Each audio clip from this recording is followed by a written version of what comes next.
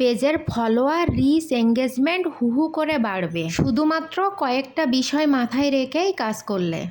কিন্তু আপনারা কি সেই নিয়মগুলা জানেন বা নিয়মগুলা মেনে চলছেন? সামান্য কিছু ভুলের জন্য আপনাদের পেজ ক্ষতির সম্মুখীন হচ্ছে না তো? অনেকেই আমার কাছে জানতে চেয়েছেন যে আমার অল্প কয়েকদিনে এত বেশি ফলোয়ার কিভাবে বাড়লো। আজ আমি আপনাদের সাথে সেই টিপসগুলা শেয়ার করব। জানতে হলে পুরা ভিডিওটা কিন্তু দেখতে হবে। পুরা ভিডিওটাও অনেক তথ্যবহুল হতে যাচ্ছে, তাই অবশ্যই আপনারা পুরা ভিডিওটা মনোযোগ দিয়ে দেখবেন। হ্যালো সবাইকে, কেমন আছেন সবাই? প্রথমে আমি আপনাদের গুরুত্বপূর্ণ কথাটাই বলে দেই, কখনো ফলোয়ারের পিছনে দৌড়াবেন না। ভালো কন্টেন্ট বানান, দেখবেন ফলোয়ার এমনিতেই বেড়ে যাবে। কোনো ভিডিও, রিলস বা কোনো কিছু যখন ভাইরাল হবে তখন দেখবেন এমনিতেই আপনার কিছু ফলোয়ার অটোমেটিক বেড়ে যাচ্ছে। পেজ খোলার প্রথমে আমিও অনেক ফলোয়ারের পিছনে দৌড়াতাম। এখন বুঝতে পারি ফলোয়ারটা অত বেশি গুরুত্বপূর্ণ না, কিছু অ্যাক্টিভ ফলোয়ার থাকলেই হলো। আর যেসব ফলোয়ার আপনারা চেয়ে নিয়ে আসেন তারা কিন্তু আপনার ভিডিও কখনোই দেখবে না, এবং আপনার ভিডিওটা যখন কেউ দেখবে না তখন ভিডিওটা কিন্তু ফেসবুক থেকেই অটোমেটিক অন্য মানুষের কাছে আর পৌঁছাবে না। তাই ফলোয়ারের থেকে অবশ্যই আপনারা ভালো কন্টেন্টকে গুরুত্ব দিবেন, এবং অবশ্যই আপনারা অন্য কন্টেন্ট ক্রিয়েটরদের ভিডিও দেখবেন এবং গঠনমূলক একটা কমেন্টস করবেন।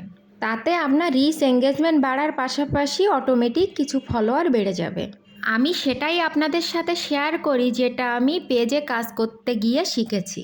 আর যারা পেজ চালান তারা অবশ্যই প্রত্যেক দিন ভিডিও, ছবি, রিলস এগুলো আপলোড দিবেন, কারণ পেজকে ভালো অবস্থায় নিয়ে যাওয়ার জন্য প্রতিদিন ভিডিও আপলোড করা অনেক বেশি গুরুত্বপূর্ণ, এবং অবশ্যই সেটা প্রত্যেক দিন একই টাইমে শেয়ার করবেন, কারণ একই টাইমে শেয়ার করাটা অনেক বেশি গুরুত্বপূর্ণ। আর আপনারা অনেকেই নিজের আইডি দিয়েই ভিডিওটা শেয়ার করেন, এটা কখনো করবেন না, এটাতে আপনার ভিডিও রিচ কমে যায়। আপনি অন্য একটা আইডি দিয়ে এই ভিডিওগুলা শেয়ার করে নিতে পারেন। আর আপনারা যে বিভিন্ন গ্রুপে ফলো চেয়ে যে ফলোয়ারগুলা নিয়ে আসেন, এর জন্য আপনাদের পেজের অনেক বেশি ক্ষতি হয়। এর থেকে বরং বিভিন্ন মানুষের ভিডিওগুলা দেখে সেখানে গঠনমূলক কমেন্টস করুন, অটোমেটিক ফলোয়ার বেড়ে যাবে।